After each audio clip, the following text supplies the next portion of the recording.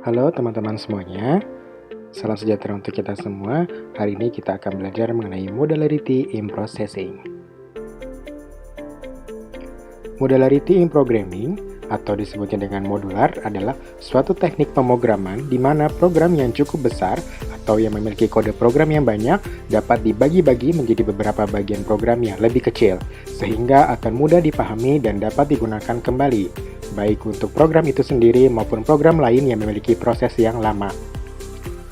Selain itu, program yang dibagi-bagi ke dalam sebuah fungsi atau function.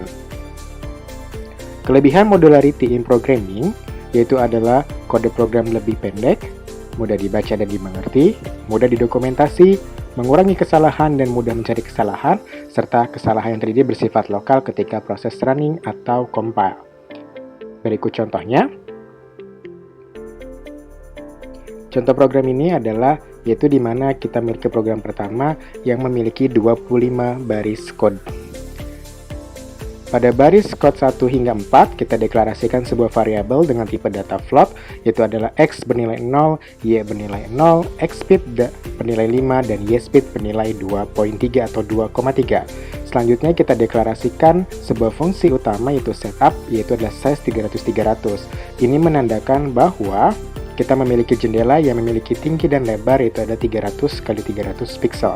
Selanjutnya, di baris ke-10 sampai baris 25, kita memiliki namanya void draw, yaitu adalah kita lihat di sini ada background 255, stroke 0, fill 255,0,255, eclipse-nya adalah x, y dengan width dan height-nya adalah 32 dan 32 pixel. Fill 255,0,255 berarti tandanya bahwa ellipse yang akan kita bangun adalah perpaduan antara red dan juga blue. Di sini juga kita lihat adalah x sama dengan x plus x speed dan y sama dengan y plus y speed. X dan y di sini digunakan untuk bagaimana caranya ellipse dapat bergerak ke sana kemari dan tanda kutip adalah berdasarkan sesuai dari size 300-300 pixel ini. Jadi sumbu x dan sumbu y-nya akan terus bertambah seiring bertambahnya nilai x speed yaitu adalah 5 dan y speed adalah 2,3 sesuai dengan nilai x dan y-nya yang dimulai dari 0. Dan kemudian kita lihat di sini bahwa terdapat fungsi if atau percabangan yang dimana ketika nilai dari cx-nya melebihi dari lebarnya atau x-nya kurang dari 0, maka x-speed-nya sama dengan x-speed dikali min 1. Artinya bahwa x-speed ini selalu berada di antara di dalam 300,300 pixel. Jadi seandainya misalkan x-nya lebihi width, maka otomatis dia akan mengurangi nilai x-nya. Kemudian ketika x-nya kurang dari 0, maka ketika dikalikan x-speed-nya otomatis dia akan terus bertambah sehingga nilai x-nya, koordinatnya terus akan memiliki nilai sehingga nanti bola elipsnya akan ke sana kemari dan tanda kutip akan ke kiri, ke atas, kanan, ke bawah tergantung dari nilai x dan y. Begitupun juga y-nya. Bagaimana outputnya dan bagaimana caranya modularity di dalam sebuah program ini? Mari kita lihat saja berikut ini. Berikut ini adalah contoh dari modularity with function di dalam processing. Yang teman-teman lihat di sebelah kiri ini merupakan kode program yang tadi sudah dijelaskan. Mari kita lihat terlebih dahulu seperti apa outputnya.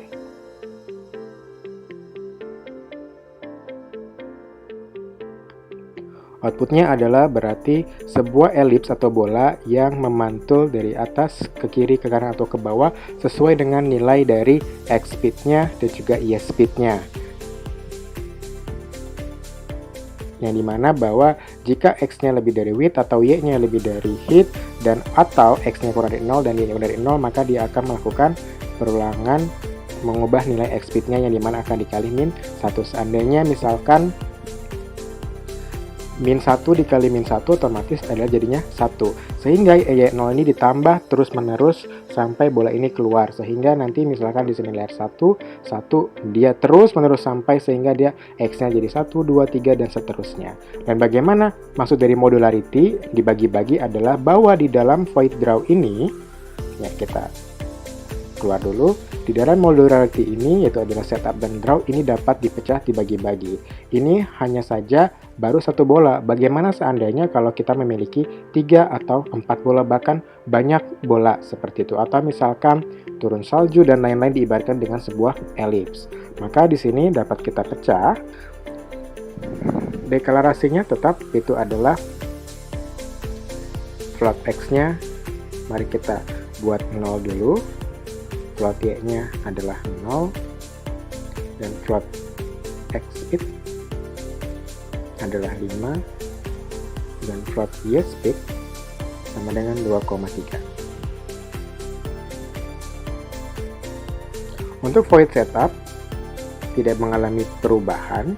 Kenapa? Karena void setup ini digunakan untuk mengeluarkan jendela yang dimana pada saat ini kita menggunakan 300,300 pixel.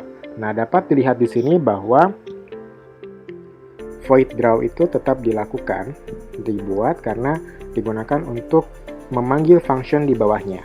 Dilihat lagi di sini kalau kita melihat ada background stroke dan fill dan ellipse, ini digunakan untuk menampilkan dari si ellipse-nya sendiri. Maka coba kita bikin namanya function adalah void display.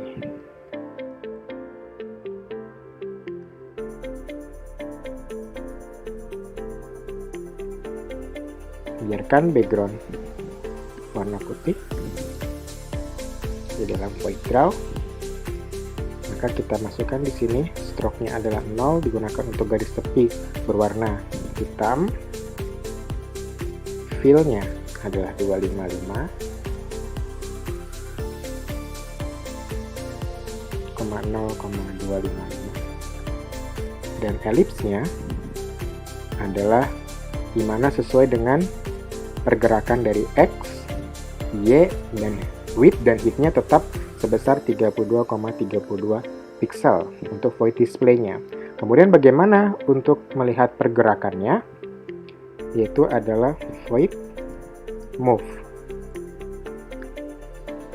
Yang dimana void move-nya adalah kita selalu berpengaruh terhadap X sama dengan X ditambah X speed.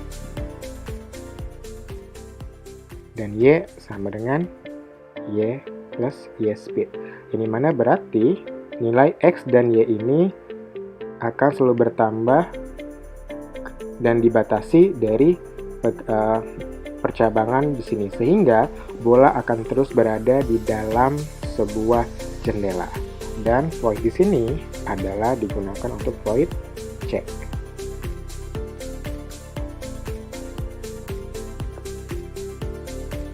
Dikatakan adalah ketika nilai X-nya melebihi dari lebarnya atau nilai X-nya kurang dari 0 ketika perpindahan atau pergerakan dari move di sini, maka X speed-nya harus kita kembalikan lagi kepada nilai normalnya, sehingga akan menggunakan X speed dikali min 1. Begitupun untuk yang sumbu Y-nya. Ketika Y melebihi tinggi, berarti dia ke atas atau ke bawah, ya. Dan Y-nya kurang dari 0, maka otomatis Y sama dengan Y speed dikali min 1. Nah, sekarang kita lihat, coba kita running apa hasilnya. Ternyata hasilnya belum ada. Kenapa? Karena kita sudah mendeklarasikan di sini adalah function display move check ball, tapi belum kita panggil dalam void draw-nya. Sehingga mari kita coba cek dulu display. Kita cek. Ternyata sudah ada di sini outputnya. Tapi kita lihat bahwa ternyata bola belum bergerak seperti yang tadi di sini. Berarti tandanya sesuai dengan fungsi yang tadi. Kelebihan dari modality adalah kita dapat mengecek bahwa jika dibagi-bagi kita mengetahui kesalahannya di mana. Ternyata di sini kita belum menambahkan atau memanggil fungsi move. Kita running kembali. Nah, sudah. Tapi lihat bahwa ternyata ketika dijalankan bola tidak berada pada area kerja. Ya, gimana berarti tandanya kita belum memanggil fungsi adalah check ball. Yang dimana fungsi check ball ini tadi digunakan adalah untuk ketika nilai X-nya berarti melebihi lebarnya maka otomatis dia akan kembali, yaitu di mana X sama dengan X speed dikali min 1. Artinya ketika melebihi 300, berarti X-nya sama dengan X speed-nya adalah 5 dikali 300. X speed-nya tadi berapa? Adalah 5 dikali min 1, berarti min 5. Artinya X di sini atau X di sini adalah 0 ditambah min 5 berapa? Sehingga akan mengurangi sumbu dari si X-nya. Selalu seperti ini. Seperti itu. Maka kita sudah tambahkan sehingga kita lihat lagi.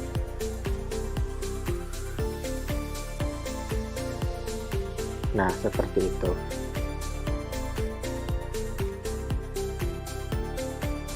Baik, teman-teman bisa melihat bahwa di sini X sama dengan X speed dikali min 1 dan Y sama dengan Y speed dikali min 1.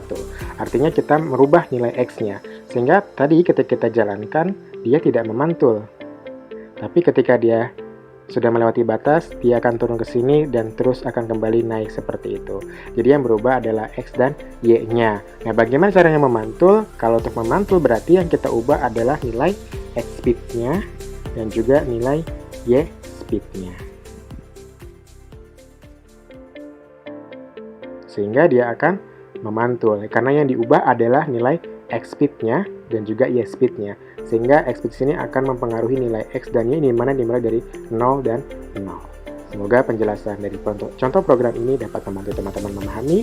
Cukup sekian dan terima kasih.